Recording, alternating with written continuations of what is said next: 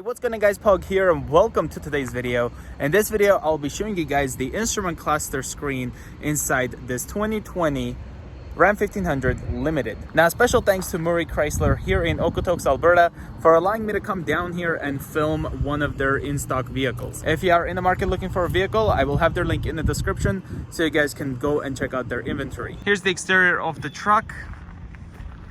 It has this beautiful 20-inch wheels. I did a full review on this truck if you want to check out that video. Here's the rear. Really like this limited chrome knuckles throughout the side. So let's get inside the truck.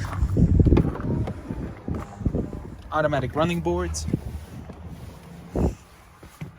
Gonna push the brake and then push the button to start the engine. And the noise you heard is the automatic running boards retracting. Here's what the Limited looks like when it starts up. It says it Limited right there. So the air suspension is at the entry exit right now. So using this, we can control it to raise it. You can see it's raising.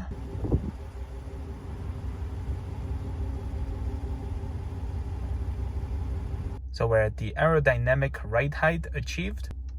Raising once again. One more time. It's raising again. Now we're at the normal ride height. Raising.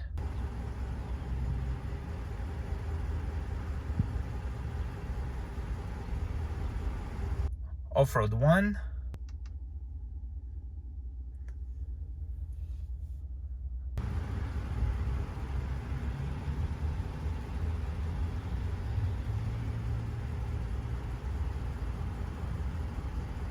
There we go.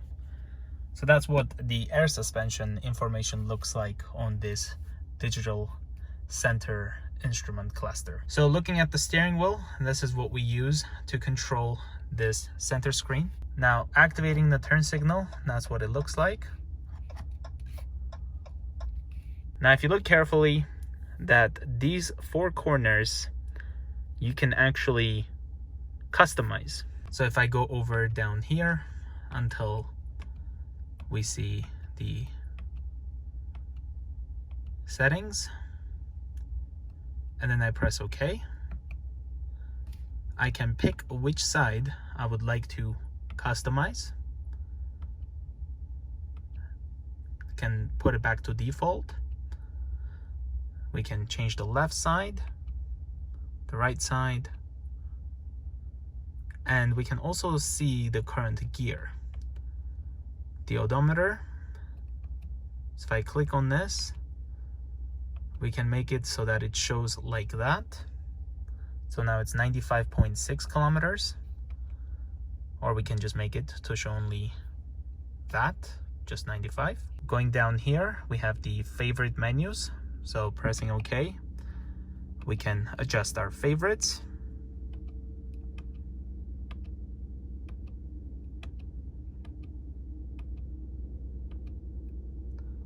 Let's go back.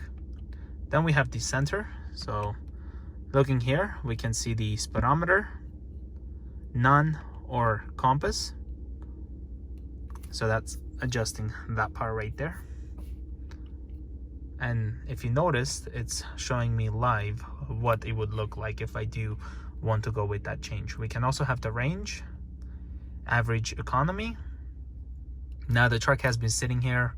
That's why the fuel economy is like that. The current, trip A, the trip B, trailer trip, audio, menu title, and then we can have speedometer, which is already set, or we can have none.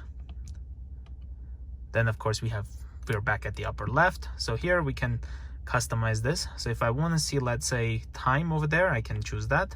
But I prefer to see, let's say, the range to empty. So we hit that. Now we have that saved. So the left will tell me the range to empty. I know we have it right there, so that's cooler. So I will then put this something else. We can have our average economy there. Then we go upper right. We have the temperature outside. So I can put, let's say, to see the compass.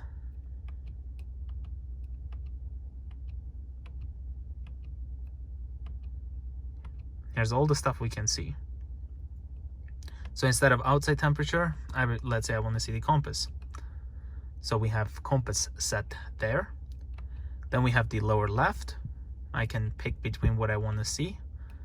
Coolant temperature, trailer trip, trailer brake. Let's say I want to see my oil life. I can select that, or I can select none. So pretty much I have all the opportunity to customize. So let's hit OK. Now I have the outside temperature. Let's go to the lower right. And let's say I want to see my trailer trip. So that's how I customized it. We can also go back to default, of course. Now here's the left side. We can see none, range to empty, which is already over there.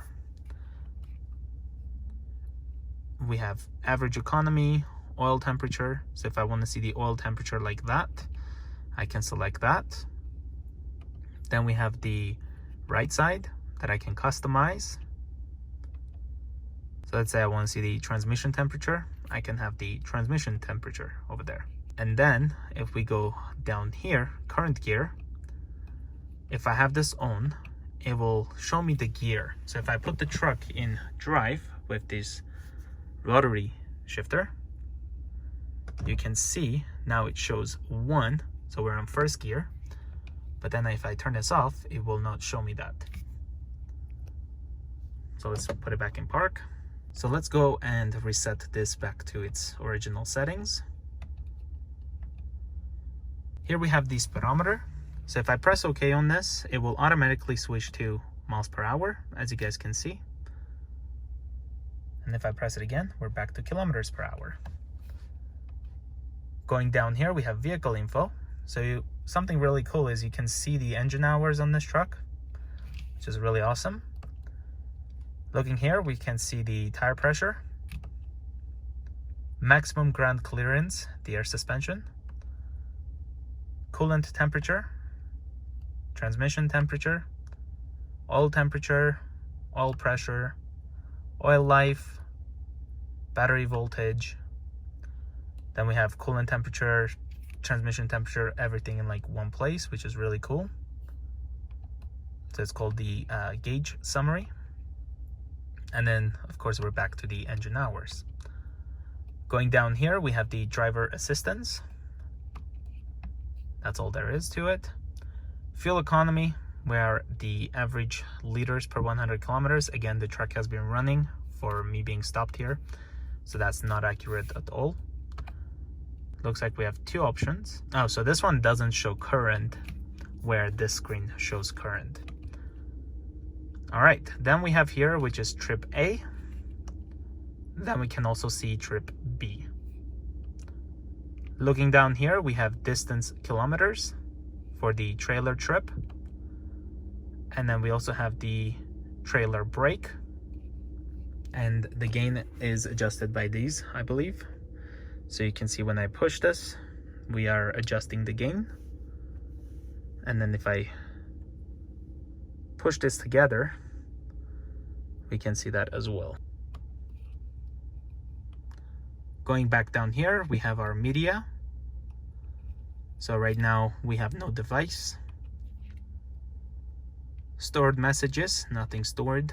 And then we have obviously the press OK to enter the screen setup.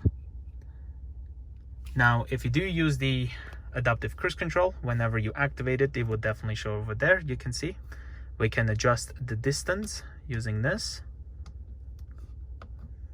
Now, if I turn off the lane keeping, it will show it like that. Then we have our parallel and perpendicular parking. Pushing this, let's put it in drive. Push this, and you can see the way it shows.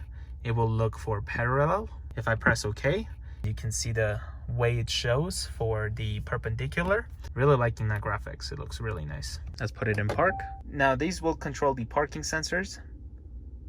Then we have the traction control off, so it will show it like that, and then on, of course. Then we have tow haul, shows it right there. The parking sensor, rear and front, so it will show it in here as well. So you can see I just turned off the rear.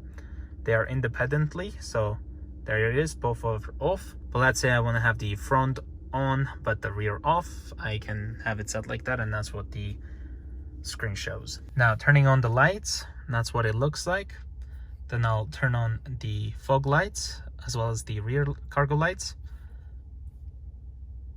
and then I'll turn on the high beams, and that's what it looks like here. And that is a quick review of the instrument cluster on this 2020 Ram 1500 Limited. If you're new to the channel, consider subscribing, and I will see you guys in the next one. Bye guys.